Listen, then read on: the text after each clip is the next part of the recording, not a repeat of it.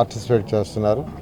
ఇక్కడ ఒకటే, గత ప్రభుత్వానికి ఈ ప్రభుత్వానికి తేడా ఎక్కడికి పోయినా వాళ్ళే చెప్తున్నారు ప్రజలు. అంతకుముందు భయంగా ఉండేది సార్, అసలు భయం ఎప్పుడు ఎవరిని అరెస్ట్ చేస్తారు, ఎప్పుడు ఎవరిని స్టేషన్కి తీసుకుపోతారు, ఎప్పుడు ఎవరిని జైలు వేస్తారనే ఒక భయం, తెలియని భయం ఉండింది ప్రతి ఇంట్లో. అంటే ఒక చిన్న ఎంప్లాయ్ కానీ, పెద్ద ఎంప్లాయ్ కానీ, చిన్న వ్యాపారస్తులు కానీ, పెద్ద వ్యాపారస్తులు, ఆ భయం అనేది పోయిందని ఎక్కడికి పోయినా ఎక్స్ప్రెస్ చేస్తున్నారు. ఈరోజు ఖజానా ఖాళీ. గత ప్రభుత్వం ఖజానా ఖాళీ చేసి అప్పులు పెట్టి వెళ్ళిపోయింది. దాదాపు 10,50,000 కోట్ల రూపాయలు యాక్చువల్గా ఖజానాని అప్పులు పెట్టిపోయింది. దానికి వడ్డీలు కట్టాలి ఈ ప్రభుత్వం. అట్ ది సేమ్ టైం ప్రజలకు ఇచ్చిన మాటలను నిలబెట్టుకోవాలా. ఏదైతే ప్రజలకు ఎలక్షన్ ముందు ఇచ్చామో అది నిలబెట్టుకోవాలి. ఈరోజు ముఖ్యమంత్రి గారు ఎన్డీఏ ప్రభుత్వంలో ఉంది ప్రభుత్వం. అటు బీజేపీ అండ్ జనసేన, తెలుగుదేశం కలిసి యాక్చువల్గా ఈరోజు ఈ రాష్ట్రంలో ప్రభుత్వాన్ని నడుపుతున్నారు. దాంట్లో కేంద్రంతో కూడా ముఖ్యమంత్రి మాట్లాడుతున్నారు. ఈ 100 రోజుల్లో ఖజానాలో డబ్బులు లేకపోయినా ఇచ్చిన మాట నిలబెట్టుకోవాలని ముఖ్యమంత్రి గారు మొదట మెగా డిఎస్సీని అనౌన్స్ చేశారు. 16,437 ఉద్యోగాలకి యాక్చువల్గా మెగా డిఎస్సీని గత 5 సంవత్సరాలు ఎప్పుడు లేదు. ఎందుకంటే ఎంతోమంది తల్లిదండ్రులు కోరుకునేది వాళ్ళ పిల్లడికి ఉద్యోగం కావాలని. అందుకని ఫస్ట్ ఏదైతే మాట ఇచ్చారో ఆ మెగా డిఎస్సీని అనౌన్స్ చేయడం జరిగింది. అదేవిధంగా పింఛన్లు, గత ప్రభుత్వం పింఛన్లు ఇస్తానని సంవత్సరానికి 250 రూపాయలు పెంచింది. అదే చంద్రబాబు నాయుడు రాగానే 1000 రూపాయలు చేశారు. పెన్షన్ 4,000 రూపాయలు చేశారు. అంతేకాకుండా 3 నెలలు అరియర్స్ కూడా ఇస్తానని మొదటి నెలలో 7,000 రూపాయలు ఇచ్చారు. అంటే నా పెన్షన్ 1000 రూపాయలు ప్లస్ మరొక 3,000. అసలు వాళ్ళ ఆనందానికి హద్దులు లేవు. వాళ్ళు ఎక్స్పెక్ట్ చేయలే.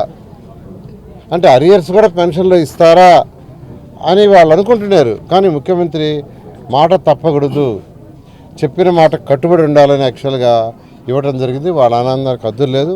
అంతేకాకుండా 1వ తేదీ పెన్షన్స్ ఇవ్వాలన్నారు. ఒకవేళ 1వ తేదీ ఆదివారంగా ఏదైనా ఫెస్టివల్ వస్తే ముందు రోజు ఇవ్వన్నారు. గత నెలలో 31వ తేదీ ఇచ్చాం.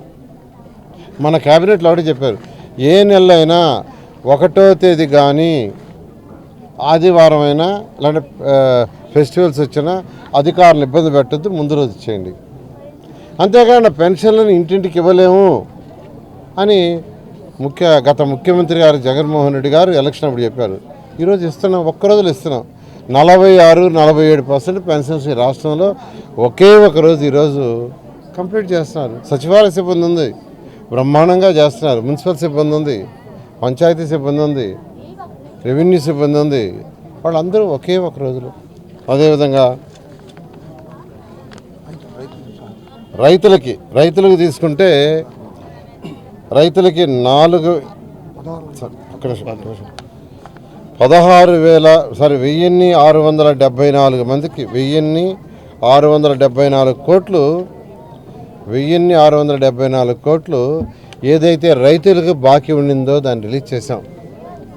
గత ప్రభుత్వం రైతులను కూడా నెగ్లెక్ట్ చేసి వాళ్ళకు కూడా అప్పు పెట్టేసిపోయింది. ధాన్యానికి ఇవ్వాల్సిన డబ్బులు వాళ్ళకు కూడా ఇవ్వాల. అదే 1,674 కోట్లు దాన్ని కూడా ఈ ప్రభుత్వం రాగానే రిలీజ్ చేయడం జరిగింది. అన్నిటికంటే ఇంపార్టెంట్ స్థానిక సంస్థలు, మున్సిపాలిటీ, మనం ఉండేది మున్సిపల్ కార్పొరేషన్, అదేవిధంగా పంచాయతీలు, ఇవన్నీ స్థానిక సంస్థలు అంటారు. మన చట్టంలో, కేంద్ర చట్టంలో వాటికి ఫ్రీడమ్ ఇచ్చారు. మీ ట్యాక్సులు మీరే కలెక్ట్ చేసుకోండి.